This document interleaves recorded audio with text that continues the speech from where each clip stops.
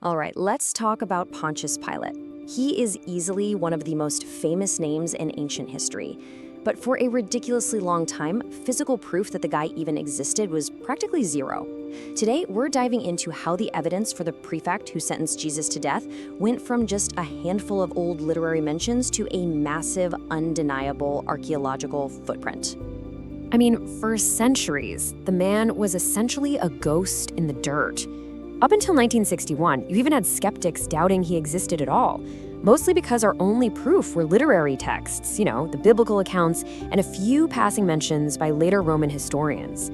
We had absolutely no stones, no monuments, nothing you could actually hold in your hand to prove he governed Judea. But then one massive discovery completely flipped the script. If we trace his actual career, Pilate belonged to the equestrian order, which is basically the second tier of the Roman aristocracy. Emperor Tiberius sends him to govern Judea, and he arrives right around AD 26. A few years in AD 29, he starts minting some highly provocative coins. Then, around AD 33, he presides over the trial of Jesus. Finally, the whole thing ends abruptly in AD 36. He violently overreacts to a Samaritan religious gathering, gets fired by his superiors, and is shipped straight back to Rome. So, that specific 10-year window under Tiberius, that's exactly where we need to look for evidence. And that brings us to 1961, when everything changed. An Italian archaeological team was digging around an ancient theater in Caesarea Maritima, the Roman administrative capital on the Mediterranean coast. They stumble on this heavily damaged block of limestone. Sometime in the 4th century, it had been crudely hacked up and repurposed, face down as a stairstep. But ironically, that crude recycling is exactly what protected the front of the stone from centuries of weather and foot traffic. Because when they flipped it over, the monumental Latin characters carved right into the face clearly read Pontius Pilate. So, why is this single stone such a big deal? Well, the highly respected Roman historian Tacitus, who was writing in the early 2nd century, referred to Pilate as a procurator. But the Pilate Stone definitively corrected the Roman historical record. The stone explicitly lists his title as prefect, or prefectus in Latin. That is a huge distinction. It proves he wasn't just some mid-level guy pushing papers and balancing budgets. He held supreme military and judicial command over the entire province. And his administrative reach definitely didn't stop at the coastal capital. Out at a desert fortress called Herodium, archaeologists dug up this heavily corroded copper alloy ring. Recently, advanced imaging revealed it has a little wine vessel on it and the Greek letters Pilato. Now, a wealthy Roman like Pilate wouldn't be caught dead wearing a cheap copper ring. Historians quickly realized this wasn't jewelry at all, it was an everyday admin tool. His mid-level tax collectors and logistics agents were out there actively stamping wax seals on official documents and goods routed to him. It proves he had this vast bureaucratic network operating under his name. But the way he actually ruled that network, incredibly abrasive. Previous governors played it safe. They kept pagan imagery off local currency just to respect Jewish laws against graven images. Pilate did the exact opposite. Between the years AD 29 and AD 31, he forced the circulation of bronze coins stamped with a cimpium and a liduus. Those are literal tools used by Roman priests in pagan divination and sacrifices. It was an absolute, deliberate disregard for local customs, and it tells us a lot about his confrontational approach to the people he was governing. That confrontational vibe tracks perfectly with what the ancient Jewish philosopher Philo wrote about him around AD 40.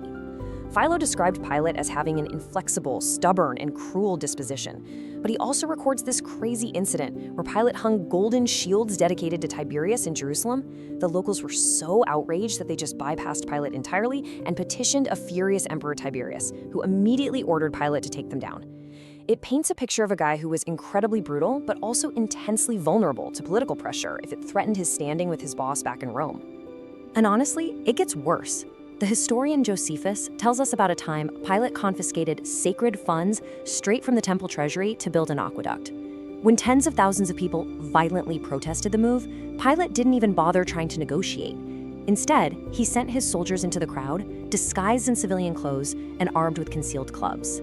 At his signal, they just started swinging. He was clearly a governor who firmly preferred lethal, undercover force to actually de-escalating political friction. So, zooming in on his most famous moment during the Passover festival, we hit a massive topographical mystery. The ancient texts say the trial of Jesus happened at the Roman Praetorium, which is the official headquarters of the governor. But where was that physically located in 1st century Jerusalem? For ages, tradition pointed to the Antonia fortress on the edge of the Temple Mount, but modern digging completely busted that myth. The Antonia fortress was basically just a guard tower, way too small to house the Roman governor, his administrative staff, and an elite guard. Excavations, especially the ones under the modern Kishla prison, have shifted the whole picture. The evidence now shows that Roman governors actually requisitioned Herod the Great's sprawling, luxurious palace complex on the western hill of Jerusalem for their headquarters.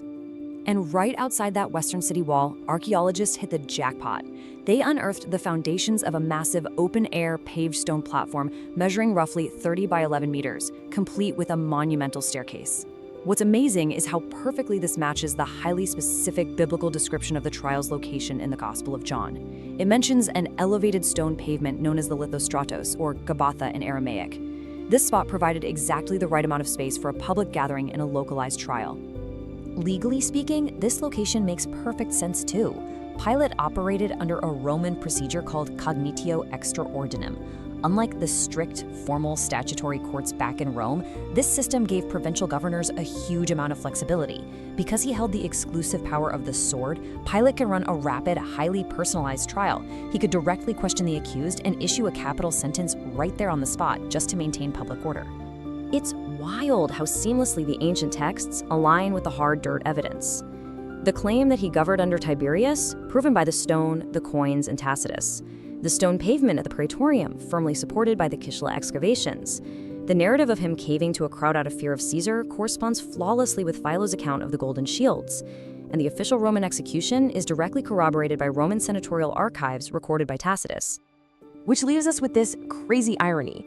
How does a mid-level bureaucrat, a guy who was brutal to his subjects but absolutely terrified of his boss, become the anchor of the most famous trial in history? I mean, he didn't leave behind massive monuments, he didn't conquer nations. He secured his eternal legacy purely through one brief, informal trial on a stone pavement in Judea. It really makes you rethink how history actually remembers the people in power, doesn't it? What the fact? Follow for more.